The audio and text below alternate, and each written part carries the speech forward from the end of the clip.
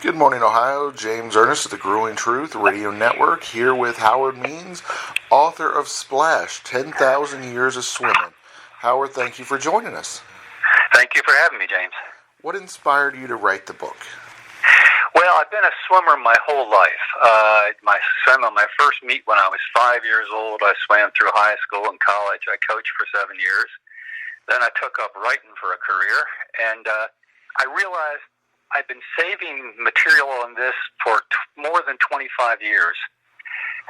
So finally I figured I better sit down and do it. It's just a book I've always wanted to do. So what originally got you interested in swimming? Oh, geez. I think the fact that I spent every day of the summer at a swimming pool when I was a kid.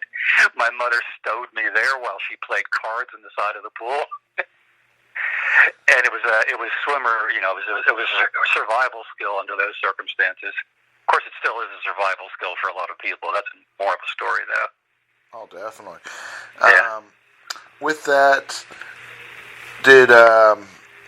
is swimming the oldest sport? It's an interesting question. I would say probably running is older. But the question is which came first, running or swimming? And there's actually some conflict about that. If you think of humans as mammals that aquatic mammals that have evolved to land, then you'd say that swimming was actually our first instinct rather than running. But swimming what's interesting is for an old sport, it's the most evolving of all the major sports. I mean, running, Usain Bolt, when he takes off for a 100-meter dash, is doing what people did 10,000 years ago. When somebody like Caleb Dressel takes off for a 100-meter crawl, he's using a series of techniques and even mechanical starting blocks, lane markers that weren't available to great sprinters 100 years ago like Johnny Weissmuller, who became Tarzan.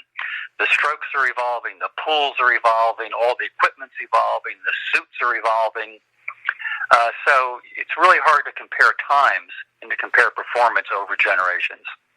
I was going to say, isn't that the great thing about how swimming has evolved, the suits, the fact that there are suits? Because the way I understand it, early swimming, not so much. Good point. Yeah. No. The Greeks and the Romans were wonderful swimmers, and at least the Greeks, the later part of the Romans, wouldn't have considered swimming in clothes at all. It's an encumbrance. And then it's sort of when swimming disappeared really from Europe for 1,000 years. That's the other thing that got me so interested in this. What happened to a major human activity with the fall of the Roman Empire in the 5th century AD? Swimming simply goes underground for 1,000 years. There are all sorts of reasons for that I get into the book.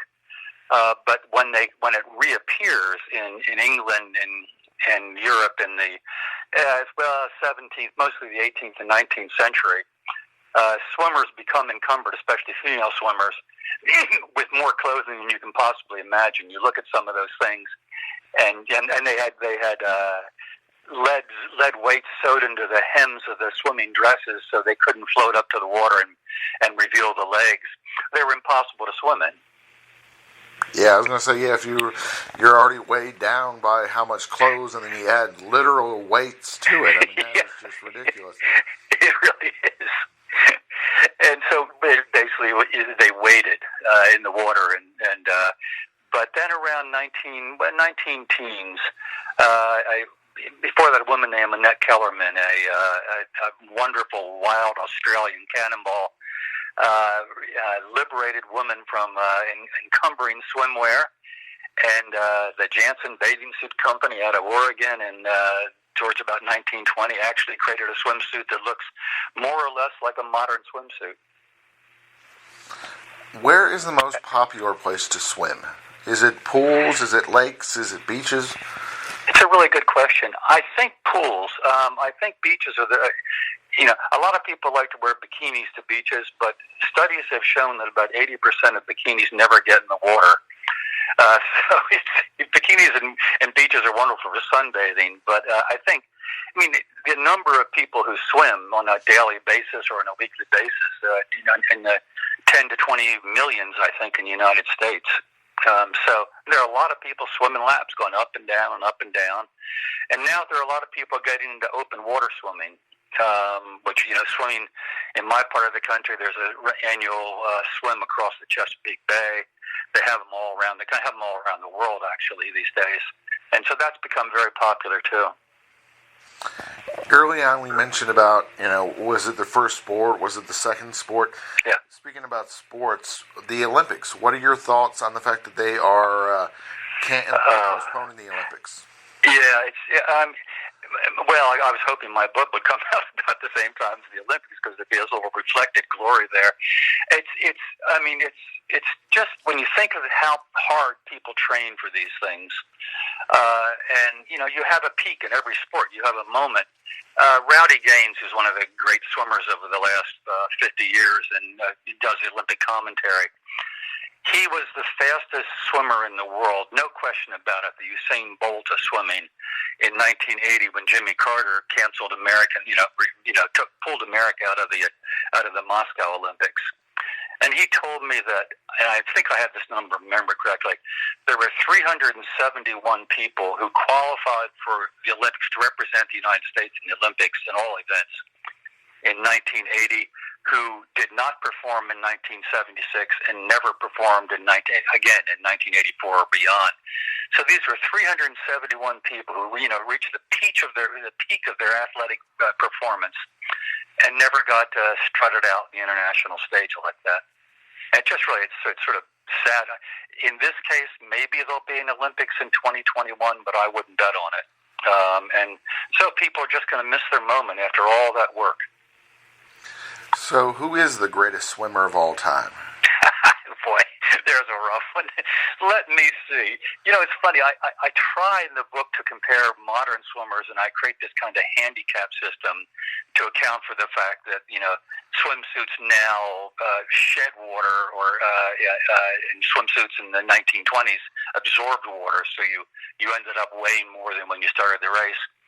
I think Julius Caesar would like to be considered. Caesar once swam, and this is pretty well documented, swam 300 yards during the Battle of Alexandria off the coast of Egypt, holding in his mouth a chain mail vest, like a Kevlar vest that weighed about 8 or 9 pounds. That's pretty impressive.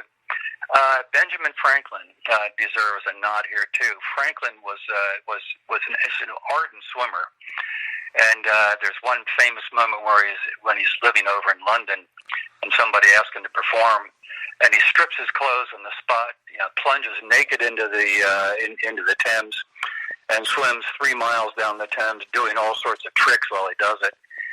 In modern times, how do you top a Michael Phelps? How do you top a Katie Ledecky? But it's, again, if you try to compare these people back against Olympic swimmers from the last 100 years, you find out that they are better. I mean, time is a time, but they're swimming under such, astoundingly, improved conditions. Pools are different, depth's different. The lane markers gobble up waves. When I was a kid, lane markers just, hit the waves back into you.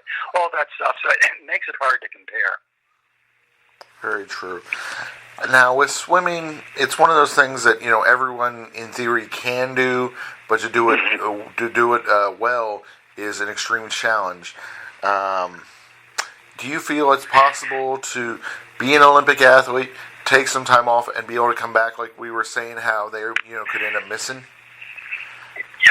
It's possible, sure, because there are people who perform over. Phelps performed. He was in the 2000 Olympics, although he didn't get a medal, so that gives him 2005 Olympics he competed in, and competed, at the top level in the last 4 of them. But it's just hard to maintain that level of perfection. These people work so hard, and their bodies are such finely tuned instruments that, I think maybe in something like, pentathlon and things like that, where they're more sort of skills that aren't explosions of energy, it's probably a little easier to do that. What are your thoughts on Brett Hayden of Canada coming back to the Olympics? He was in the Olympics, I want to say, about 2 Olympics ago, took the last one off, and now has been inspired to come back and compete again. I love stories like that, and here's hoping that it works out for him. And I also think, once you've done something like that, it must be really hard not to try to do it again. Because, there's nothing like it. There's nothing like an Olympic gold medal. Nothing in the world, I think, competitively. And so it's sort of like my son was a rock musician for a long time. And once you stood up in front of a crowd of 1,000 people cheering for you, it's hard to lay that down and let it go by. So all power to him, and all best hopes if he gets a chance. Obviously, we don't want to give away too much with the book, but is there's something that they should know about the book before going into it? Well, let me just I'll give you a sense of the scope of the book. In that the book opens in the southwest Egyptian desert at a place called Wadi Sura, which is now officially the driest spot on Earth, the most arid spot on Earth. And it's also the location of the oldest known cave paintings of swimmers. And I start there because it tells you about a time 10,000 years ago when the Sahara was a lake land, when there were river systems running through the whole thing. And I start there just to suggest the range of the book, that it's about swimming, but swimming's also about climate change, and it's about fashion, it's about integration and segregation, it's about science, and it's about colonialization, all sorts of things. I mean, what you find out, for example, is that while swimming disappeared in Europe for 1,000 years, between the end of the fall of Rome and the beginning of the Renaissance, it didn't disappear in Africa. It didn't disappear in the islands. It didn't disappear among Native Americans. And European travelers were constantly being amazed at how well Africans could swim, how well Indians could swim. And now Native Americans and African Americans have the lowest swimming literacy in America. They drown at significantly higher rates than white and Asian Americans. And that says something about the socioeconomic factors that go into swimming too. I mean, they have unlearned as a group. They've unlearned to swim over the course of 200 or 300 years. So the book has, I think the book has a range that I hope will appeal to lots of people. It sounds like it. I mean, it sounds like it's a very comprehensive history of swimming and basically society in general. Before we let you go, where on social media, where on the web, where should they check you out? Where's the best place to get the book? The book you can get almost anywhere. You can get it from my website, www.howardmeansoneword.com. The book's available at Amazon, Barnes & Noble, etc. And also on my Facebook page, I'm starting to post the Facebook for Howard Means. I'm starting to post, there are 45 images in the book, and I'm going to post one a day for 45 days to sort of, give readers a taste of it. Sounds great, Howard. Thank you for joining us today. James, thanks a lot for having me. I really appreciate it. Great interview. My pleasure.